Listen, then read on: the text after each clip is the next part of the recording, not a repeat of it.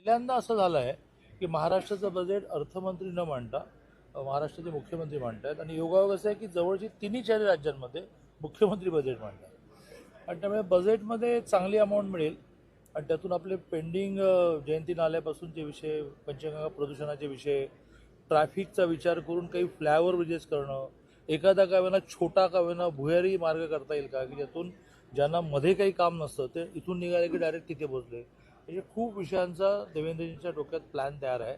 त्यातच हद्दवाढ सुद्धा आहे. हद्दवाढ झाल्याशिवाय, शहराची लोकसंख्या वाढल्याशिवाय केंद्राच्या वेगवेगळ्या स्कीममध्ये आपण येणार नाही. ती गावं ऑलरेडी अनियंत्रित विकसित झालेली आहेत. त्यांना थोडं नियंत्रणाकडे आणायला लागेल. त्या गावांचं काय म्हणणं आहे ते ऐकून घ्यायला लागेल. हां, या अधिवेशनाकडे मात्र सगळेजण बजेट काय डिक्लेअर झालं, विकासाला काय पैसे मिळाले, नवीन टॅक्सेस काही लागले का आणि असे पेंडिंग प्रश्न सोडवणं. तर जर सांगलीपुरता विचार म्हटला तर आम्हाला नवीन पाण्याचं